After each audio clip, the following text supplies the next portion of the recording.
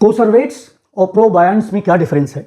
कोसर्वेट्स का जो फॉर्मेशन होता है वो अर्ली अर्थ ओशन में, जब ओजोन की लेयर नहीं फॉर्म थी और सन रेज डायरेक्टली आ रही थी ओशंस पर, तब उस समय सिंपल ऑर्गेनिक मॉलिक्यूल से थोड़ा कॉम्प्लेक्स ऑर्गेनिक मॉलिक्यूल्स बने, और वो complex organic molecules probably hydrocarbons थे। और वो हाइड्रोकार्बन्स लाइफ के लिए बहुत आवश्यक हैं। वो इंक्लूड करेगा प्रोटीन को, इंक्लूड करेगा लिपिड को, करेगा कार्बोहाइड्रेट को, करेगा पिगमेंट को, करेगा। इस तरह से वो सारी चीज़ें सिंथेसाइज हुई। ओजोन की लेयर नहीं थी तो उसको जो एनर्जी थी वो डायरेक्ट सन रेज से मिल रही थी, और डायरेक्ट सन रेज से एनर्जी जो मिलके ऑर्गेनिक कंपाउंड्स की सिंथेसिस हो रही थी, उसमें प्रोटीन मॉलिक्यूल्स भी थे। तो वो प्रोटीन मॉलिक्यूल्स, उनका जो जिटर आयनिक नेचर है, वो उस ओशन के वाटर में या मीडियम में वो कोलाइडल फॉर्म किए, और वो कोलाइडल जो बना वो हाइड्रोफिलिक कॉम्प्लेक्स थे। और जब ये colloidal hydrophilic complex in protein molecules के जो बने, वो जो हैं फिर एक दूसरे को ज्वाइन किए, कोलेस किए, और उनके कोलेसन से एक एग्रीगेट बना जिसको कहा गया कोसर्वेट। कोसर्वस के मतलब होता है हीप और क्लम्प। जैसे अव्यवस्थित रूप से कुछ चीज़ों को इकट्ठा कर दीजिए तो उसको हीप कहेंगे या क्लम्प कहेंगे। तो वो जो क्लम्प बना वो सी वाटर को भी अपने अंदर थोड़ा रख रहा था, जिसको कहते हैं परमेबल सूप, और उस मीडियम से वो मटेरियल्स को एब्जॉर्ब करते थे ये कोसर्वेट्स। तो कोसर्वेट का जो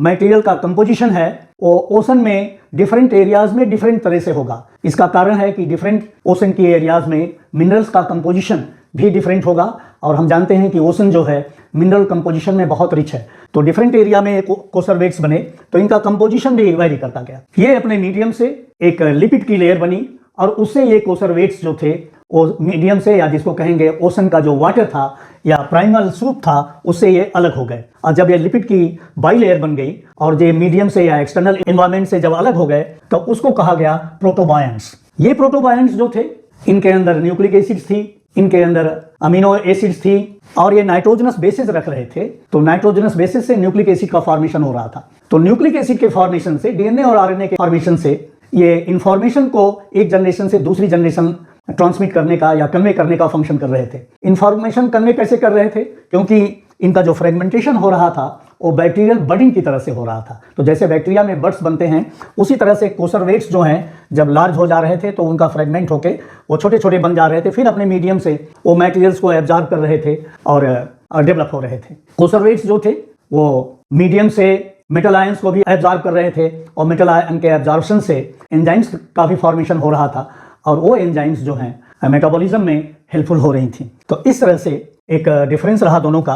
कोसर्वेट्स एक तरह के प्रोटोसेल्स हैं। ये एक तरह का ए टाइप ऑफ प्रीबायंट है। बायस मतलब लाइफ बनने से पहले की पोजीशन है कोसर्वेट्स की, जबकि प्रोटोबायंट्स में ये प्रीकर्सर हैं प्रोकैरियोटिक सेल के। इससे प्रोकैरियोटिक सेल डेवलप हुआ, इसमें थोड़ी लाइफ आ गई थी क्योंकि दो चीजें आ गई थी इसमें। एक तो इनके अंदर रिप्रोडक्शन आ गया था, जैसे बडिंग के द्वारा, मेटाबॉलिज्म आ गया था, और ग्रोथ भी होने लगी थी इसमें। तो ये तीनों चीजें जो हैं लाइफ के लिए सेट ऑफ प्रॉपर्टी में आते हैं। कोसर्वेट्स में रिप्रोडक्शन नहीं होता था और प्रोटोबायंट्स में रिप्रोडक्शन होता था। कोसर्वेट्स में डीएनए नहीं था, आरएनए नहीं था, और एंजाइम का प्रोडक्शन नहीं था। और प्रोटोबायंट्स में डीएनए था, आरएनए था, और एनर्जी प्रोडक्शन जो है थ्रू मेटाबॉलिज्म हो रहा था।